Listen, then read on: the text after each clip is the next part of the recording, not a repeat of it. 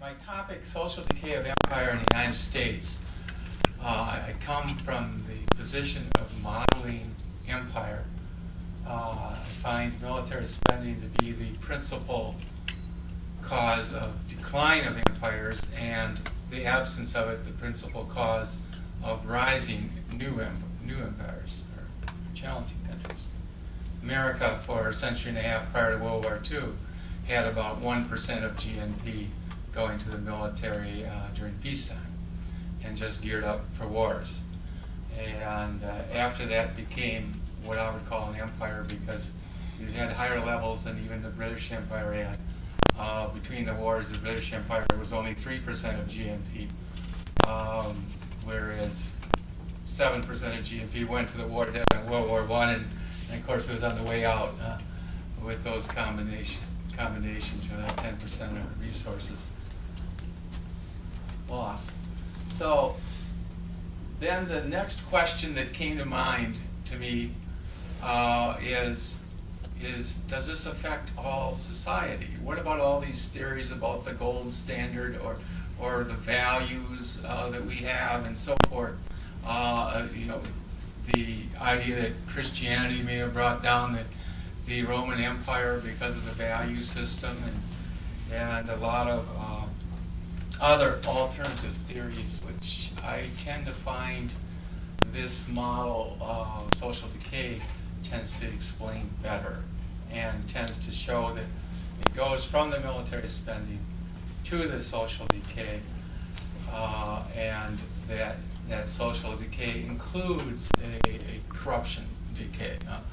One of my on my website, I didn't include it as a slide, but military spending among leading European countries versus America, you find that almost exactly proportional homicide rates and crime rates are to the military spending. So U.S. very high, Japan very low, European countries generally in the middle or less than half the U.S. level for the most part. So where does social decay come from? Low military spending leads to a rich and prosperous society. High military spending leads to less manufacturing, economic decline, and social decay. I say less manufacturing because capital, sciences, and engineers, and the blue-collar workforce is very similar, whether you're talking the military-industrial complex or you're talking a factory in Detroit, or farming, or construction, or other activities that produce goods. The difference is military spending doesn't produce a good, it produces a service. Social decay of empire in the United States. Oh, I went backwards. Okay, modeling social decay. I'll use an economic model of two societies, emerging growth society and fading empire society, to show the forces and constraints wearing on American society. These forces have constrained occupations, health, and social problems, among others. Okay, here's one of my early first charts, pie chart. The economic pie of a society, and someone who wants to share the economic pie, who has a slice of the economic pie. How do these actors perform in different situations?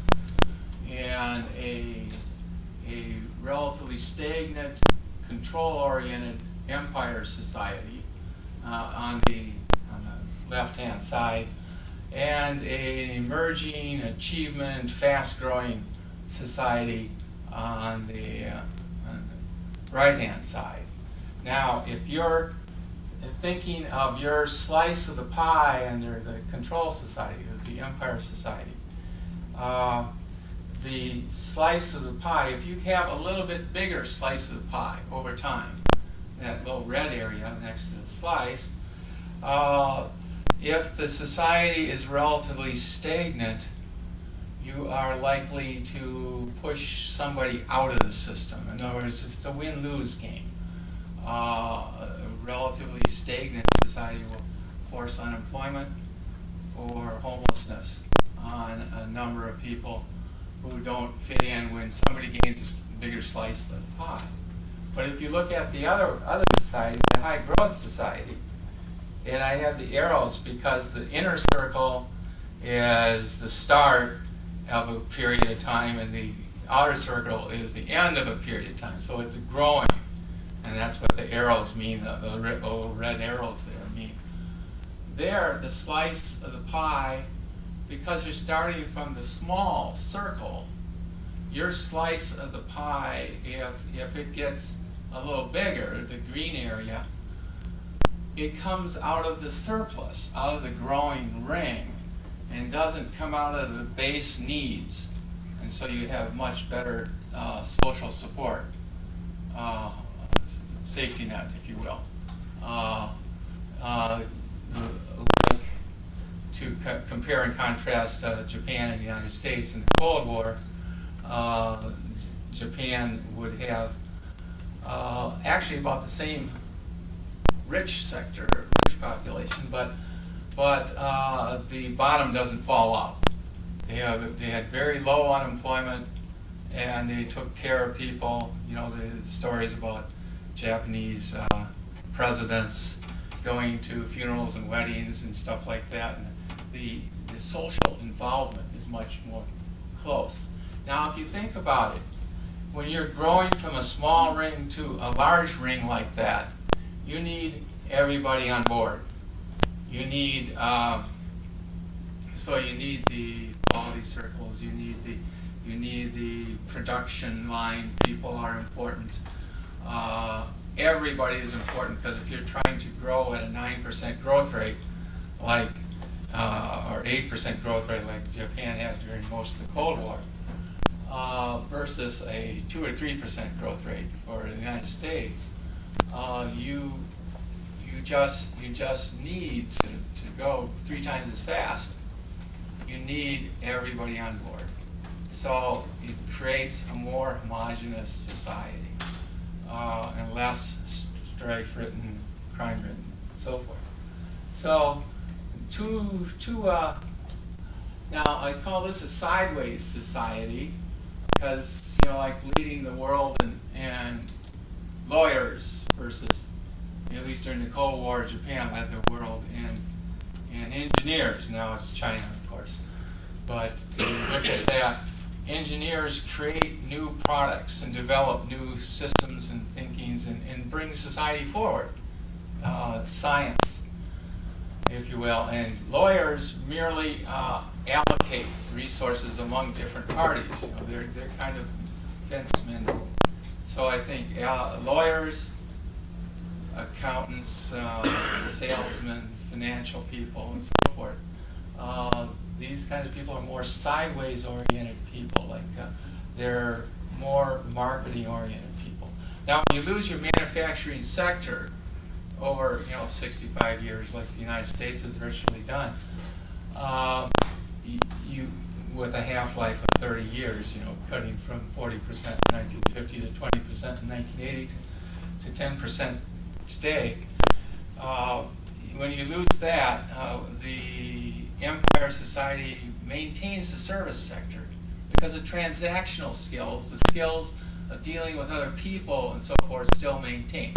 So you have Lloyd's, like the prior empire, British Empire.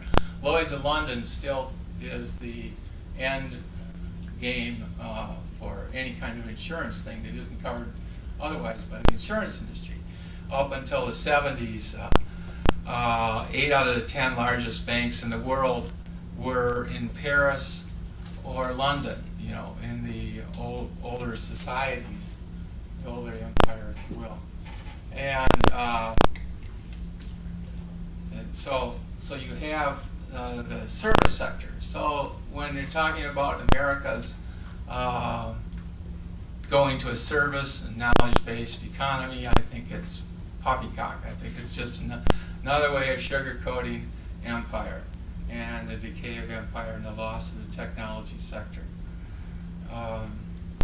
So here are some correlations from my favorite book, Spirit Level by Richard Wilkinson and Kate Pickett.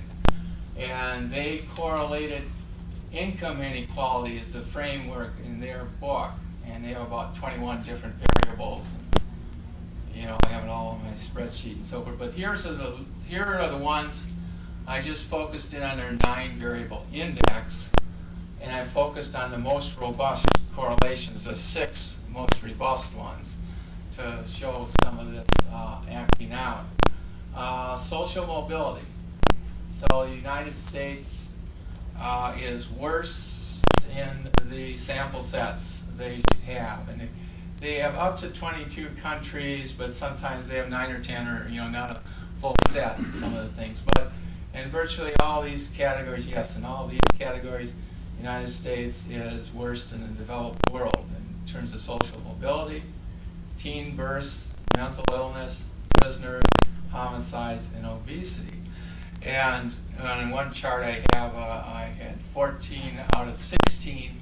We were the worst in the world except for drug use and longevity, how long we live. But there are only a couple nations worse in both of those two categories. So I find that it's a broad pattern across a lot of things, and it sort of fits the pie model. Looking at that, social mobility 0.923 is the correlation coefficient, almost pretty close to a perfect one. When you look at the nations, Japan, Italy, Sweden, Germany, and divide the United States into northern and southern halves, 22 southern states and 28 northern states, I find a strong 0.996 correlation with homicide rates and a crime index that I composed. And it produced virtually the same results. And I found this in 3 different decades, and it's tended to be extremely sharp in all 3 different decades, 70s, 80s, and 90s. So you notice here that their equation is income inequality, and it's not the level of your wealth or whatever, but it's the income inequality that produces all these negative social effects.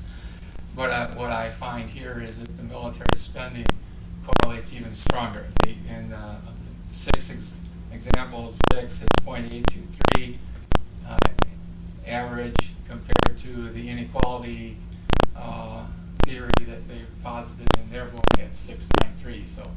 So it's about a 13% difference. Significant.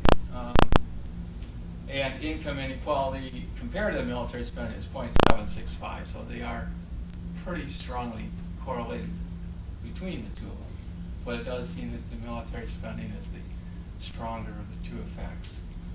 So I would posit that that takes the place of their theory.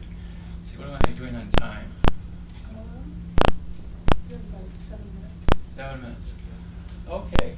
So the other thing I noticed in trying to conceptualize all this is the over the course of time and everything. Now, if you look at the Middle Ages, if you look at the Middle Ages, it's sort of rampant militarism.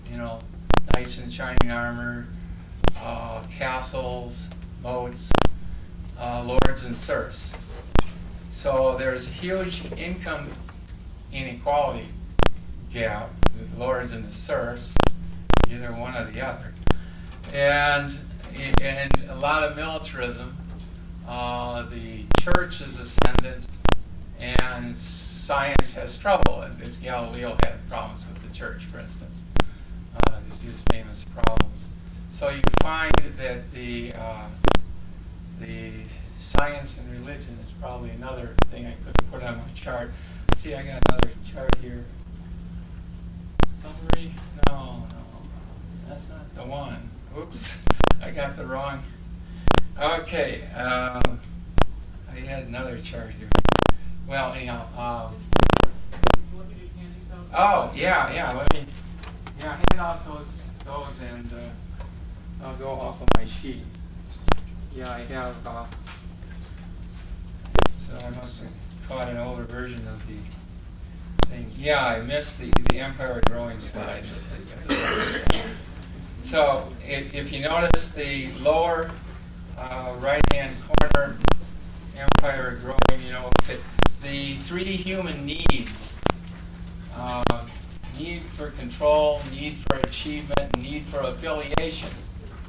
Well, we all need the affiliation, we need families and love and so forth.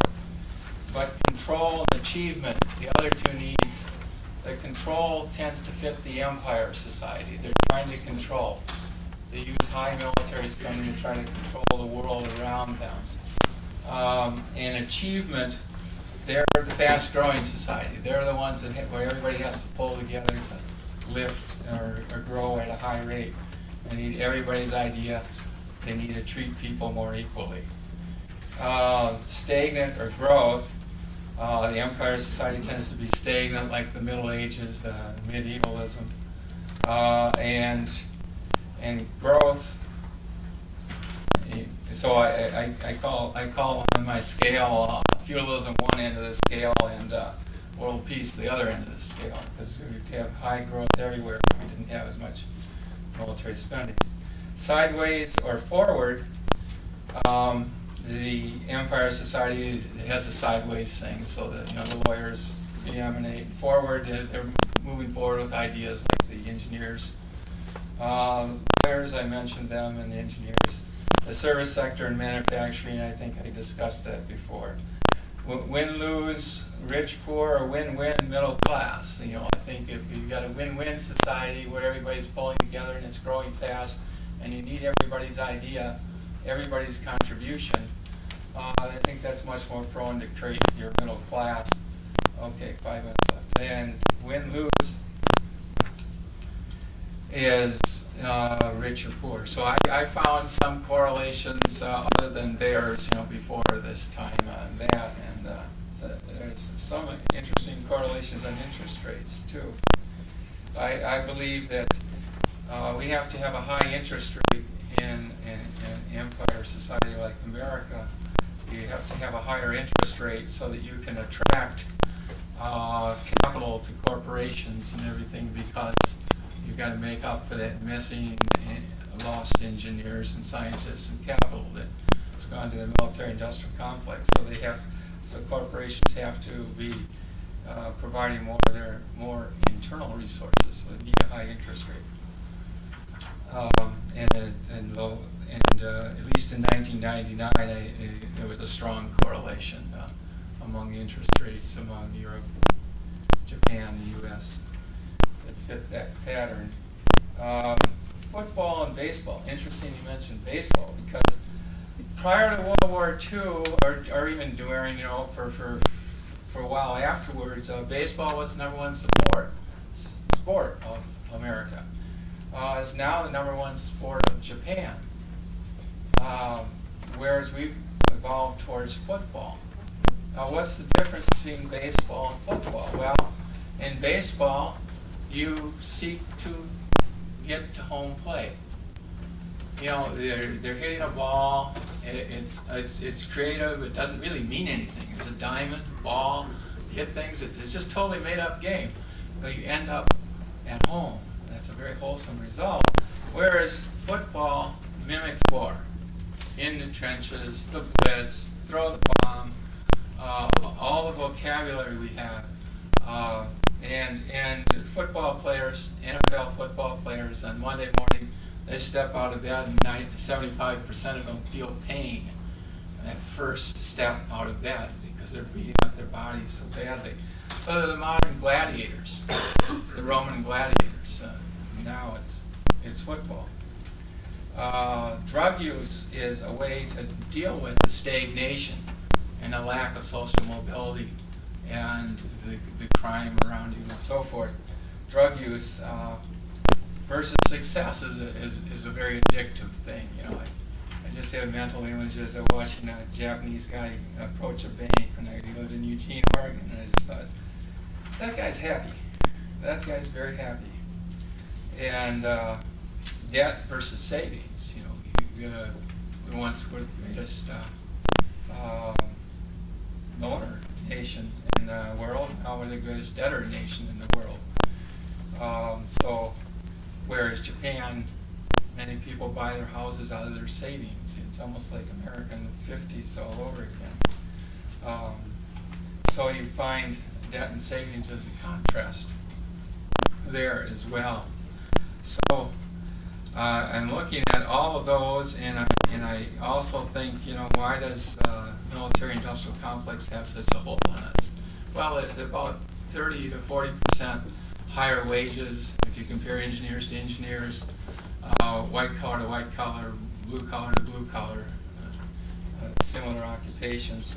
So they're highly paid, and it kind of drains things off, and it kind of reminds somebody who told me once that the janissaries in the late stages of the Roman Empire in Constantinople, the janissaries were making 16 times as much as soldiers in Britain, in the western side where it had already collapsed. And I think the apocryphal thing is that a Roman emperor may not have actually said this, but it's kind of apocryphal, may have said, always pay the military well, keep their loyalty to you. So that kind of spirals it up. When I look at various studies between the military and others' pay, it seems to have risen on a straight line since 1942 to the 80s. In several studies, it fits that straight line pattern. So I see all these things evolving now in terms of empire in a general sense. We've seen when I studied the Supreme Court, high military spending states are only half the U.S. population, but they're 80% of the leadership of Congress, 80% of the cabinet members, about 90% of the presidencies since World War II, and about 90% of the Supreme Court. And if you look at the Supreme Court, the low military spending heartland in America is like the industrial Midwest, the Great Lakes states, where our manufacturing centers are. And you find that over time, whereas we had a number of maybe 3 or 4 Supreme Court justices from those states in, say, the generation right after World War II, you've found that in the last 30 years, it's almost uniformly high military spending states, and nobody from the Midwest has ever appointed a justice anymore. So once, Detroit may have sort of led the world with Henry Ford in producing cars for everybody, and it makes a difference there.